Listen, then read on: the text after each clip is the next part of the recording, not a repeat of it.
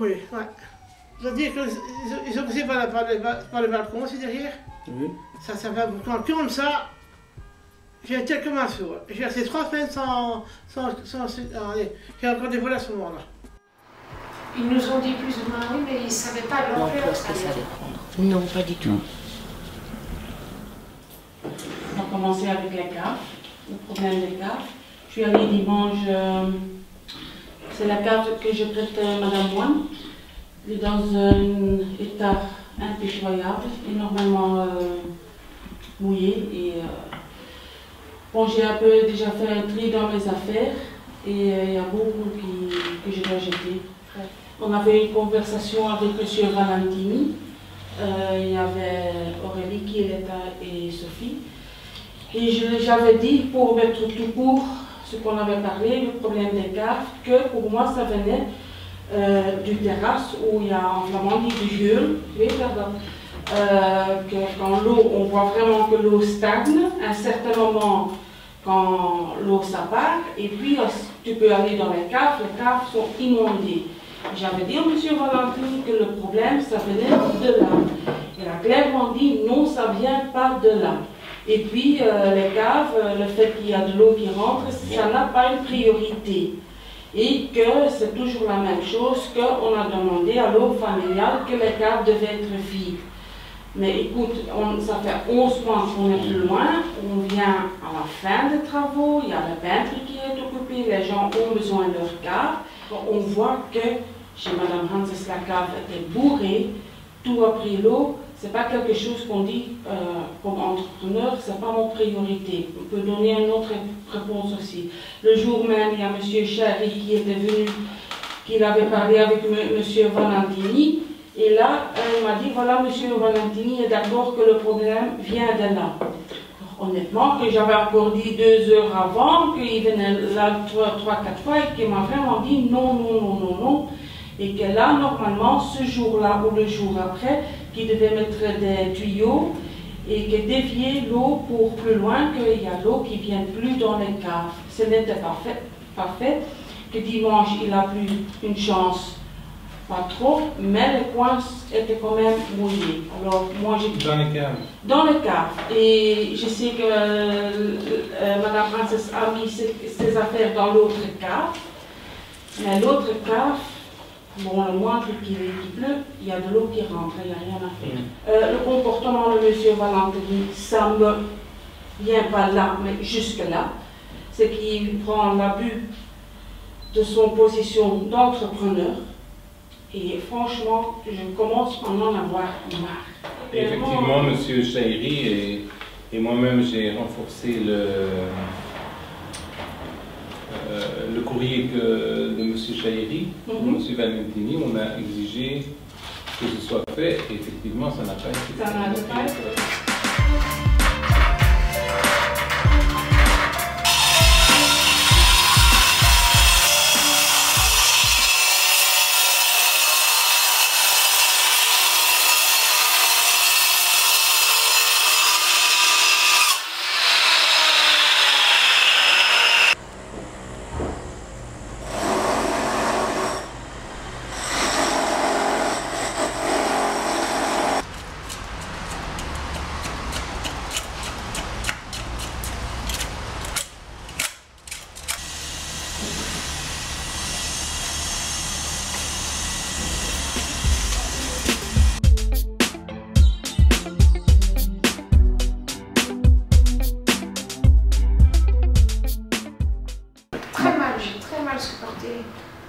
C'était la catastrophe parce qu'on vivait cloîtré, on vivait avec des planches en bois, on voyait rien de l'extérieur, on était vraiment comme enfermés dans une cave, c'était noir. Depuis le matin, on devait allumer les lumières, c'était une catastrophe, les résonances, c'était à se tirer une balle dans la tête, hein, sincèrement, c'était un truc...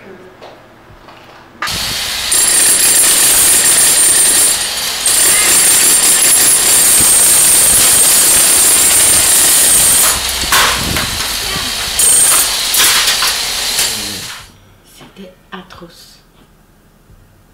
Le mot est faible comparé à ce qu'on a vécu. On ne s'imaginait pas que ça pouvait occasionner autant de problèmes. physique, moral et au niveau santé principalement. C'était très dur.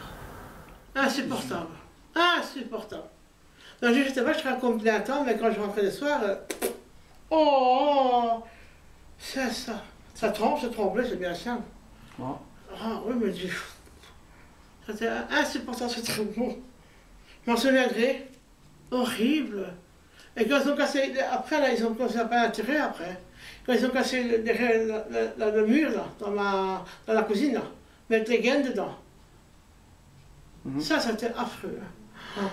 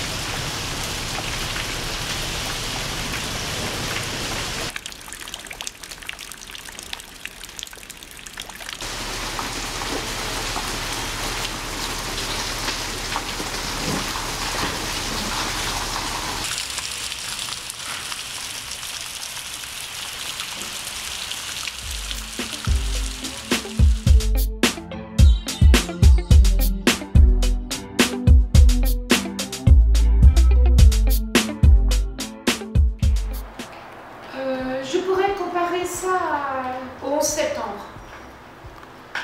Carrément. Parce qu'au début, les ouvriers ne bâchaient même pas. Tout rentrait chez moi, c'était la catastrophe. On n'a pas de chance. Voilà, on n'a pas eu le choix du tout. On a dû supporter, surtout que c'était une poussière très, pour moi, toxique, du fait que c'était une poussière extrêmement fine et très collante. Je vais tout faire moi-même. Moi, je me débrouille, mais c'était la poussière horrible. Ah oui, tu me mettais bouger, mais attends, j'étais bâché avec une bâche, et quand c'est fini, c'était parti. Hein. C'est moi qui ai remis la bâche moi-même. Hein. Et j'ai eu parti dans la terrasse couverte, et le temps avec. Oh, j'ai pété un câble, plusieurs fois j'ai mis les ouvriers dehors. Ça, et alors on disait, ouais, madame, le travail doit être fait. J'ai dit, maintenant que vous ne protégez rien, il n'est plus question. On l'a encore, cette poussière, hein, malgré tout. Après autant de mois, on va dire qu'ils ont détruit les balcons, les fenêtres et tout, on a toujours cette poussière qui retombe malgré tout. Hein.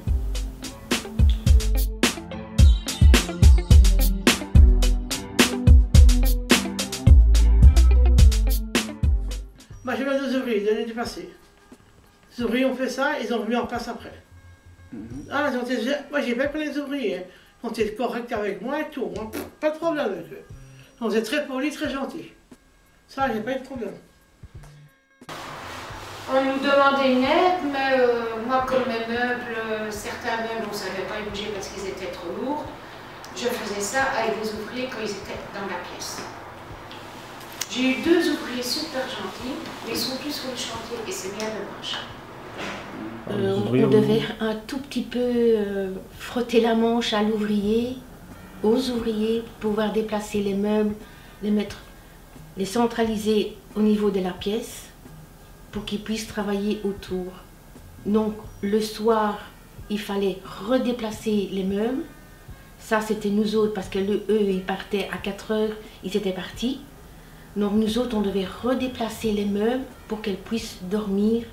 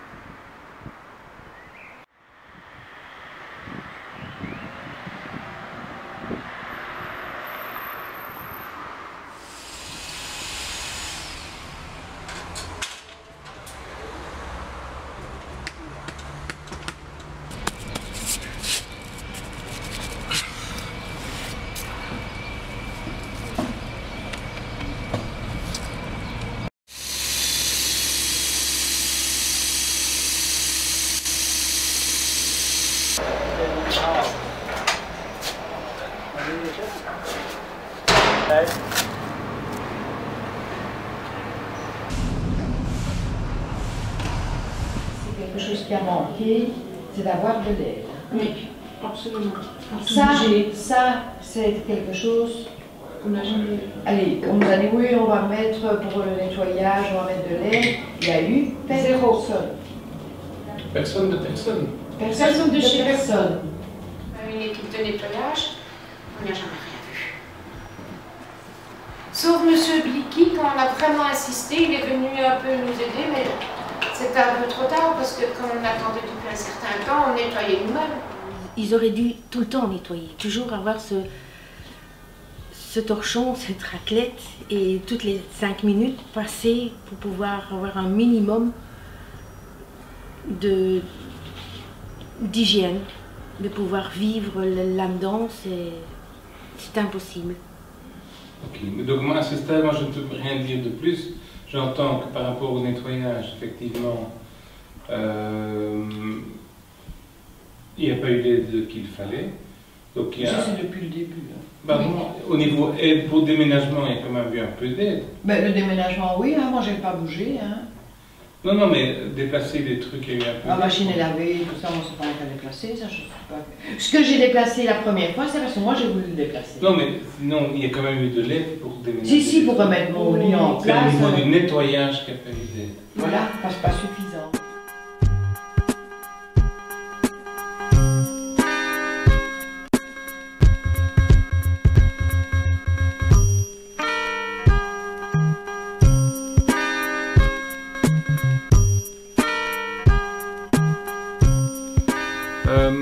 Donc on m'a posé la question de savoir pourquoi on avait entrepris ces travaux de rénovation en gardant les locataires dans leur logement. En fait, pour nous, une des préoccupations, c'est de ne pas déraciner les locataires de leur quartier. Dans les logements concernés, on a des locataires qui habitent depuis de très nombreuses années dans le quartier. Certains même ont grandi dans le quartier et donc ils y sont attachés. Et pour nous, c'était difficile d'envisager une solution où, par rapport aux travaux de rénovation, on notifierait aux locataires qu'ils doivent quitter leur logement et aller être relogés ailleurs. Et ça pouvait être alors dans le quartier, mais éventuellement aussi dans d'autres quartiers de la société, comme par exemple à Nederoverbeek.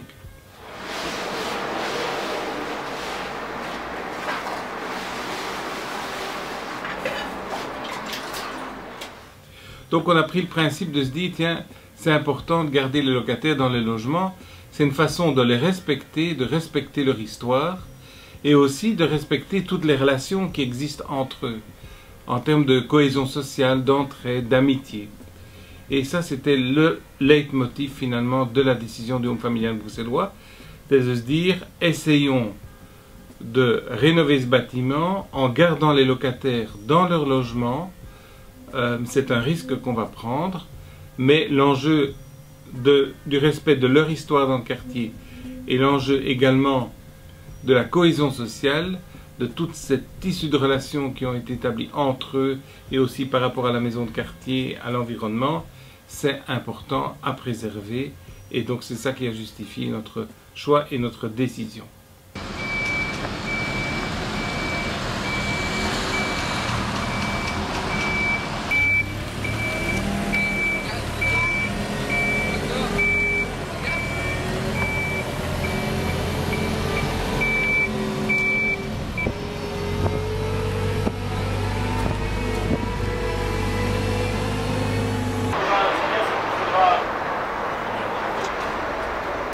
Alex, la tablette. Ah, est-ce que ça gêne? Non, mais je me dis ce que tu dois.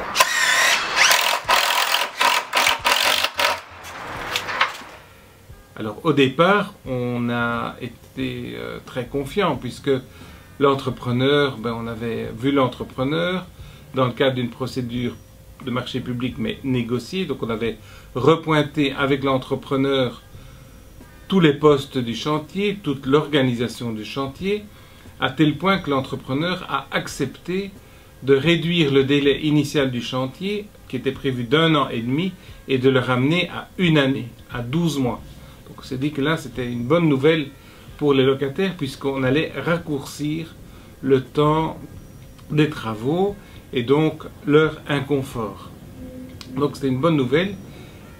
Et qui renforçait aussi notre objectif de maintenir les gens dans leur logement, puisque la période de chantier serait courte.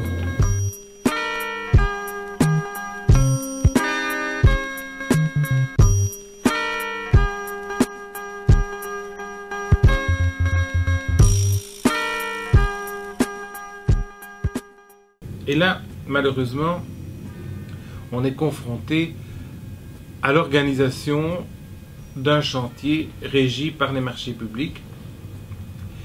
Et c'est vrai qu'on me pose la question de savoir, mais pourquoi finalement, quand on commence un appartement, on ne le termine pas? Mais pourquoi? Parce que l'entrepreneur est tenu par des prix et qu'il doit lui-même faire appel à des sous-traitants, à des entrepreneurs en menuiserie, en sanitaire, en chauffage, en peinture, en maçonnerie, en plafonnage, en toiture, etc. Donc ce sont tous des entrepreneurs différents, et ces entrepreneurs, pour pouvoir mettre un prix correct et un prix bas, c'est la règle des marchés publics, eh bien ils doivent organiser leur chantier de telle manière à ce que ça leur coûte le moins possible. Et pour que ça leur coûte le moins possible, eh bien ils sont obligés de travailler par série. Et donc, si on prend l'exemple des châssis, on va remplacer les châssis dans tous les logements en même temps. On va commencer par démonter les châssis et puis les remplacer, et puis on repassera ensuite pour faire les tours des châssis pour bien les rendre étanches, et puis on repassera ensuite dans tous les logements pour repeindre les encadrements, et on repassera ensuite pour mettre les tringles à rideaux, et on repassera ensuite pour finir l'ensemble de cette installation. En électricité, c'est la même chose. En plomberie, c'est la même chose. Et donc, c'est ça qui fait le grand handicap et le grand inconfort des locataires qui, à juste titre, se sont plaints d'avoir toujours, tous les jours et quasi à n'importe quelle heure, des entrepreneurs, des ouvriers dans leur appartement. Et que là, c'est un point important qui n'a pas pu être respecté, c'est de préserver l'intimité de la vie des locataires. Donc ils ont vraiment subi cet inconfort d'avoir des gens qui rentrent, qui sortent à longueur de journée dans leur appartement, et que leur appartement ne soit fini qu'au moment finalement où on fait la réception provisoire des travaux.